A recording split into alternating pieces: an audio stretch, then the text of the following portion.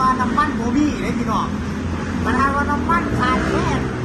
ในชุดเจ้าเบิ้งรถชุดเจ้าเบิ้งรถเจ้าเบิ้งรถเขาโกรธมาเหลือเลยพี่น้องเขาจะเอาน้ำมันมาทางไหนเอามาแลกนะคันว่าน้ำมันโบมี่พอเขาเห็นอยู่ต่างจังหวัดเห็นคนเอาลงโซเชียลเพราะว่าแบบไปต่อแถวก็ซื้อน้ำมันตีสี่ตีห้ามันแม่นเท่พี่น้องประเทศไทยไม่มีวันหลับไหลประเทศไทยมีแต่ความสว่างความแบบนำทางให้คนหลายๆคนอย่างเช่นแบบคือชุ่มข่อยมาหาเงินอยู่ประเทศไทยครับคือมองประเทศไทยเป็นแสงสว่างบางคนอาจจะว่าสบายดีข่อยปลูกไม่รุ่นขายฝันมือนี้พาพี่พาน้องพาทุกคนมาส้มความเจริญหรือว่าความทันสมัยของประเทศไทยคนเบิ่งขับแท้ขับว่าพี่น้องอันนี้ขนาดว่าเพิ่นว่าน้ำมันโบมี่เลยพี่น้องขนาดว่าน้ำมันขาดแคลนในชุดเจ้าเบิ่งรถชุดเจ้าเบิ่งรถเจ้าเบิ่งรถ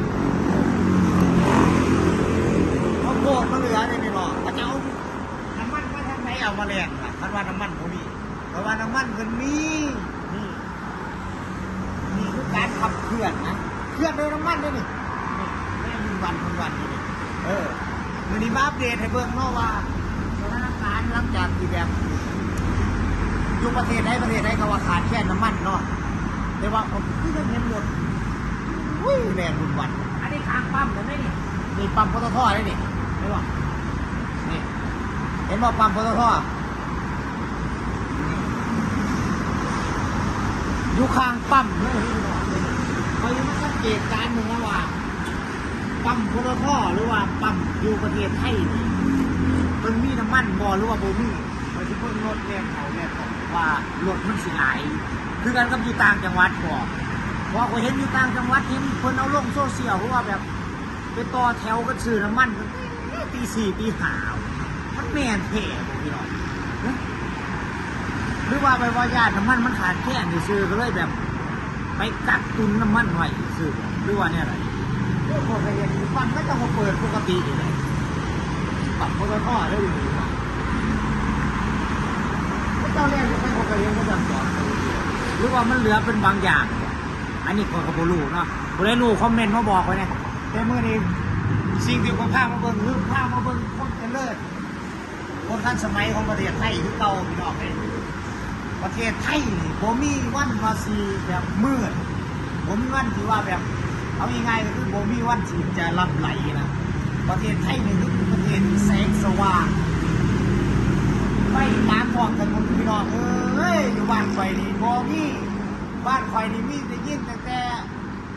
เสียงจิ้งหรีดกับเสียงเขียดห้องแต่มาอยู่ประเทศไทยได้ยินเสียงรถมีแสงไฟแสงสว่างไอ้ไซมาไซก็บ่มีความอยากเลยพี่น้องเลยคันเนี่ยนี่สุดเจ้าสักแง่ต้องนี่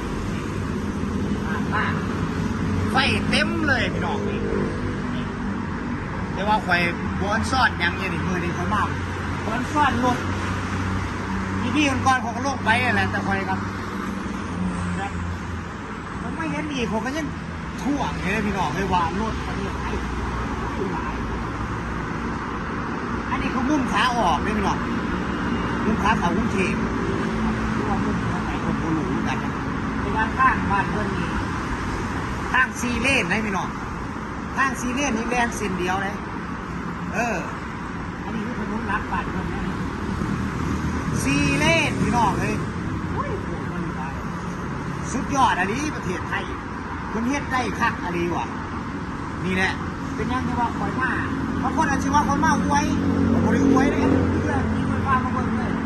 ว่าทั้งที่แบบคนขาดแค่พลังงานหรือว่าขาดแค่น้ำมันแต่คนก็สามารถ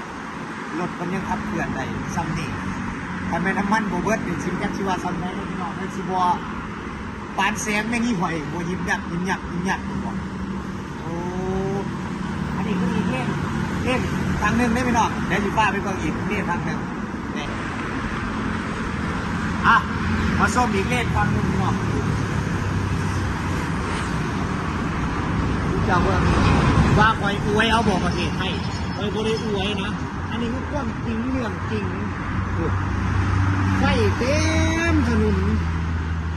ก็เจ้าพัฒนาดีในประเทศไทยพี่น้องเลยเพราะมันต้องบอกเลยทุกการพัฒนาการยังเพิ่นนี่แบบเป็นเอกลักษณ์เลยนะว่าประเทศไทยไม่มีวันหลับไหลประเทศไทยมีแต่ความสว่างความแบบน้ำทางให้คนหลายๆคนกันเช่นแบบคือชุ่มข่อยมาหาเงินอยู่ประเทศไทยครับคือมองประเทศไทยเป็นแสงสว่างบางคนอาจจะว่าเฮ้ยมึงไปกรุงเทพหลายปีแล้วผมมีเงินมีค่ำเลยบ่โอ้ยบอกเลยผมมีบอกตรงๆเลยมาอยู่7-8 ปีผมมีเลยที่มีอะไรหรอกไม่บอกมาเห็นมูจะในรถกระดาวรถเห็นมูจะในบ้านกระดาวบ้านอันไหนมันเป็นจังสั่นในความอยากของมนุษย์ของเรานี่เนี่ยจังหวะมาอยู่หลายปีกับพี่เต้าพี่น้องให้สภาพมาเบิ่งนี่แหละความสะดวกสบายของประเทศไทยแหละความเจริญของคนเพราะว่าหลายๆคนหลายพันคนก็ว่าได้เนาะเพื่อนอาจสิบ่เคยเห็นแบบนี้แต่คือข่อยได้มาประเทศไทยก็เลยมาทายให้เบิ่งว่าประเทศไทยมันมีแบบนี้นะมีแบบขนาดว่าสะพานลอยหรือว่าอย่างนี้มันยังมุ่งราคาได้พี่น้องนี่แล้วเจ้าคิดเบิ่งเป็นยังเบิ่งว่าประเทศไทยเป็นยังเบิ่งว่าพัฒนาเจ้าเบิ่งนะรถนี่ร้ายรถนี่เพราะว่าอยู่ไซส์ร้าย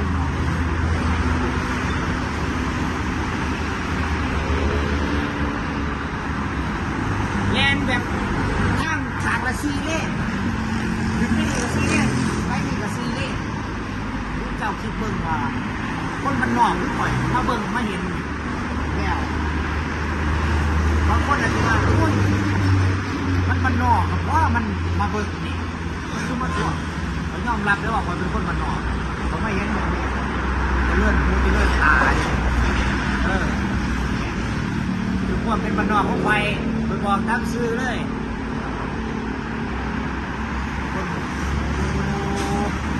เบิ่งเอาพี่น้องเบิ่งเอาสิว่าเคยอวยบอกเคยบอกเคยอวยอันนี้คือความจริงคนมาเบิ่งให้เห็นกับตาเลย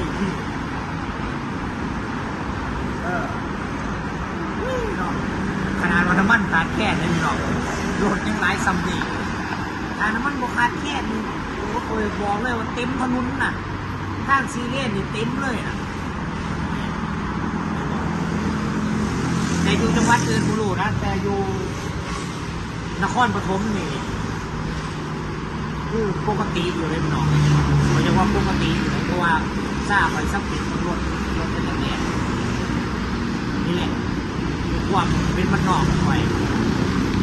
ปลามาเบิ่งความจะเลื่อนความสะดวกสบายของประเทศไทยเดี๋ยวจะหาว่าคอยอวยบ่อวยเลยพี่น้องอันนี้คือความจริงนะเดี๋ยวสิมีมนุษย์ทำมาคอมเมนต์ไว้ว่าไอ้อวยบ่อวยประเทศไทยอย่างนั้นสิคอมเมนต์อันนี้คือเรื่องจริง